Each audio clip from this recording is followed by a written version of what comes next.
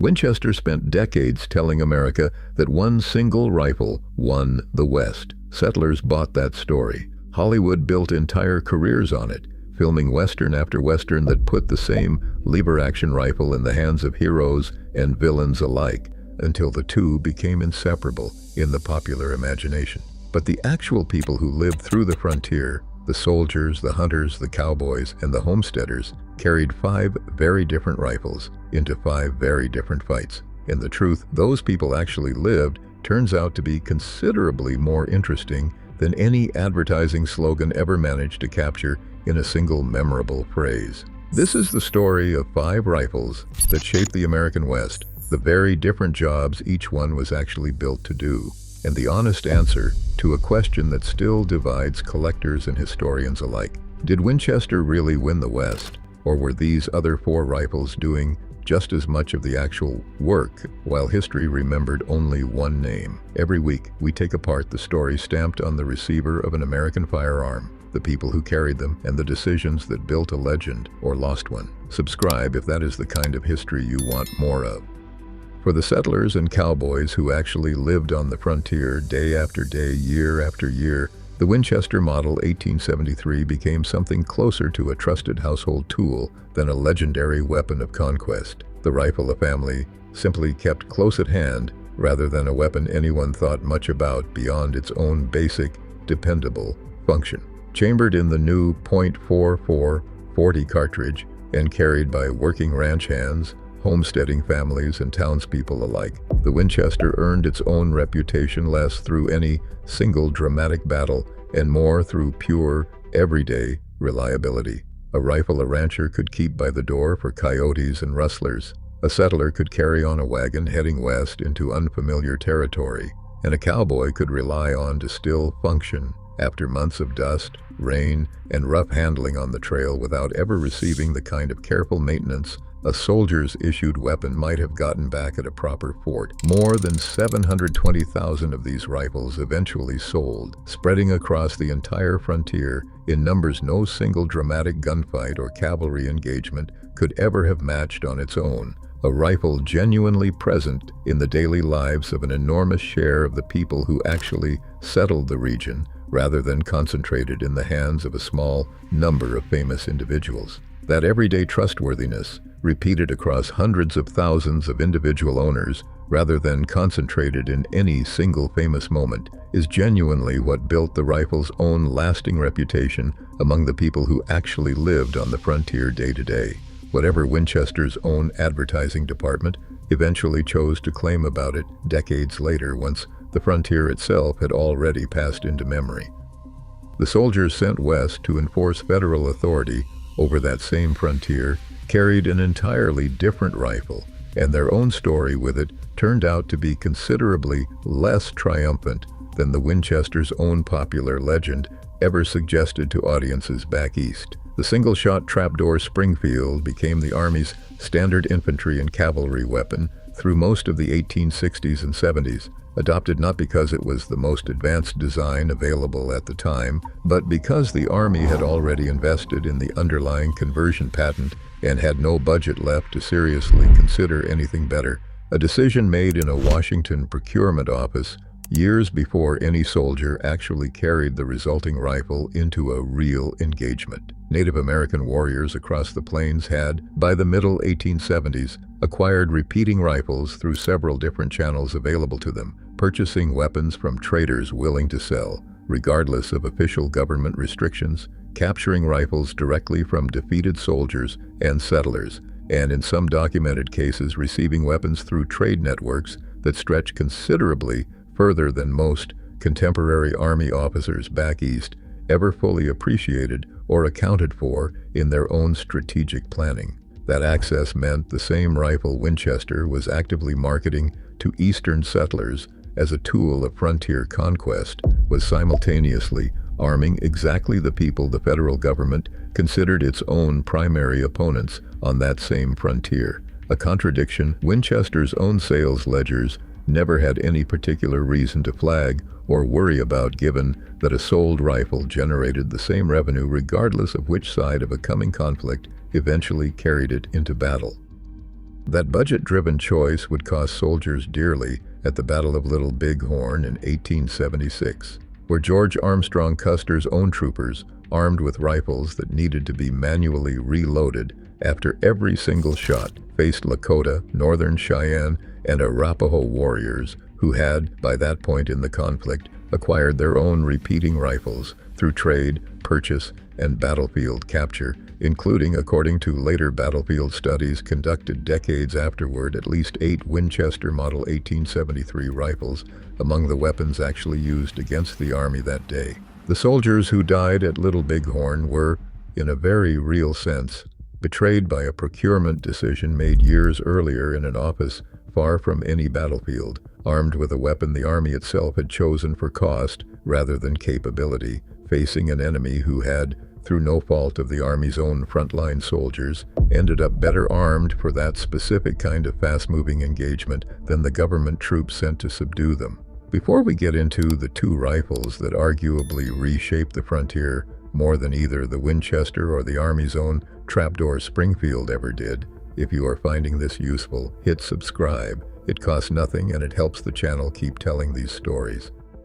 The buffalo hunters who worked the Great Plains through the 1870s and 1880s carried weapons built for an entirely different kind of survival than either soldiers or settlers required. Rifles powerful enough to drop an animal weighing well over 1,000 pounds from several hundred yards away before that animal ever closed the distance to a hunting camp and turned a profitable day's work into a genuine physical danger, since a wounded, enraged buffalo at close range represented a genuinely serious threat to any hunter caught without adequate distance or cover. The Sharps rifle became the single most iconic weapon of that specific, brutal trade, but the Remington rolling block ran a close and genuinely significant second, strong enough, simple enough, and accurate enough that professional hunters like Bob McRae reportedly once brought down 54 buffalo using exactly 54 cartridges in a single day's work, a kill ratio that speaks to just how reliably these rifles actually performed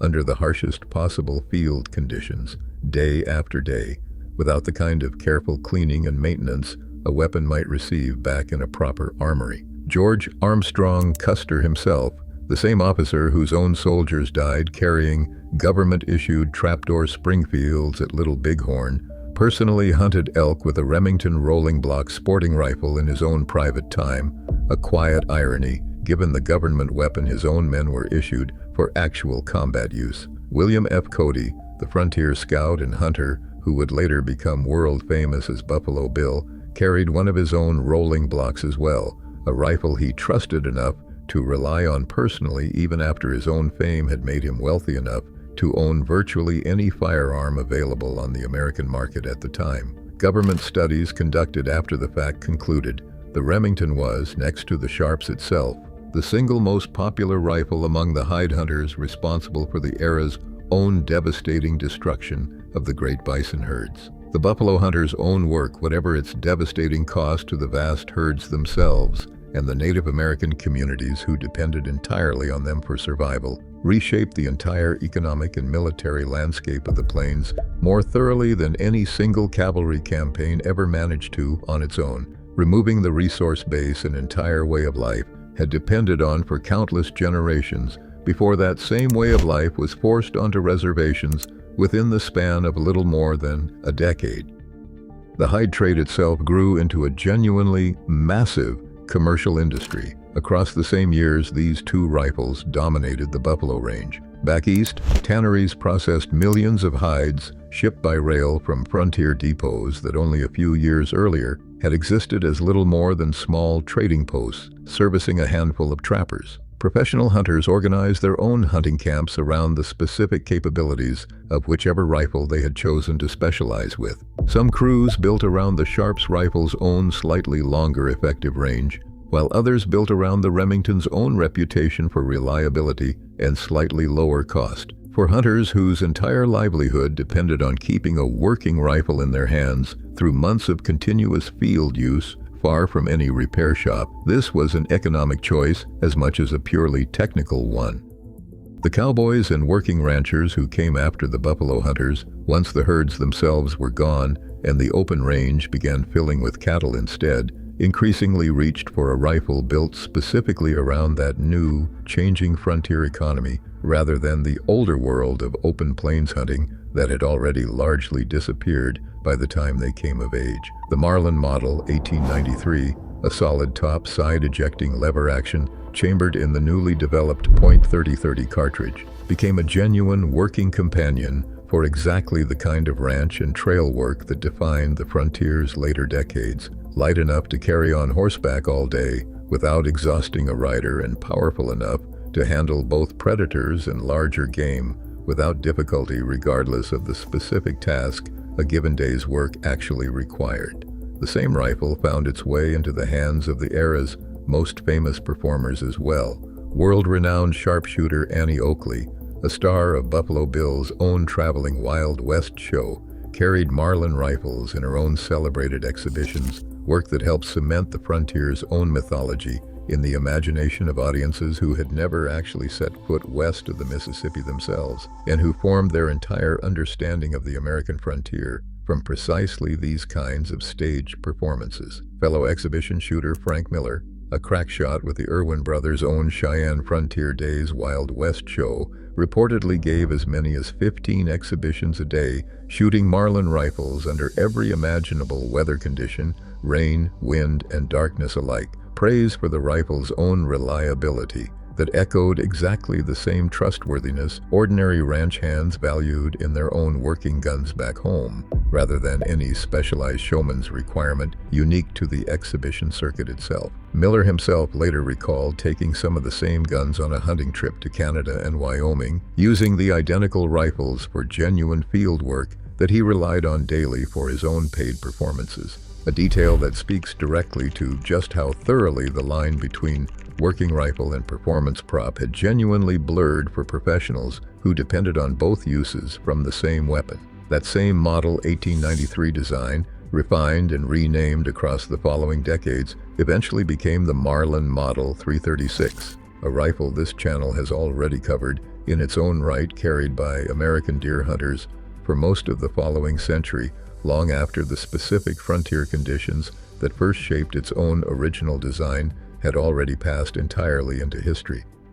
So did Winchester really win the West? The honest answer, the one historians who actually study the era generally settle on rather than the one any single company's own advertising department ever wanted printed on a poster, is that no single rifle won anything by itself, and that the entire question, framed that simply, was probably always the wrong question to begin with. The Winchester earned its own reputation through everyday reliability among ordinary settlers and cowboys, present in more homes and more hands than almost any comparable weapon of the era. A genuinely deserved reputation, even if the specific slogan built around it oversimplified the story considerably. The Trapdoor Springfield armed the federal soldiers sent to enforce control over the same territory, sometimes with tragic consequences when that weapon, chosen for budgetary reasons rather than battlefield merit, proved outmatched by better armed opponents at exactly the moment it mattered most. The Sharps and the Remington rolling block did the harder, less romantic work of transforming the plains economy entirely, for better and for considerably worse depending on which side of that transformation a person actually stood on, work that reshaped the region's own human and ecological landscape more permanently than any single battle or treaty ever managed to. And the Marlin carried the frontier's working ranchers and its most famous performers into the era's own final decades, long after the wildest years of the frontier itself had already begun fading into legend, and traveling stage shows performed for audiences who had never actually lived through any of it themselves. 5 rifles, 5 different jobs, 5 different groups of people relying on exactly the right tool for exactly the specific survival their own corner of the frontier actually demanded of them, whether that meant holding a ranch house door, holding a defensive line against overwhelming numbers, holding steady against the recoil of a heavy buffalo cartridge fired from a prone position, or simply holding an audience's attention in a traveling exhibition tent decades after the frontier itself had already begun closing for good. Winchester's own advertising department eventually collapsed that entire complicated, distributed history into a single memorable, phrase. And the phrase worked well enough that most people today have never heard the other four names at all. A final irony, the actual historical record never quite managed to correct in the century and a half since, even as collectors, historians, and museum curators have spent decades patiently reassembling the fuller, considerably more honest story behind it. If you want more stories about the weapons that actually did the work behind the legends built around them, subscribe and we will keep finding them. See you in the next one.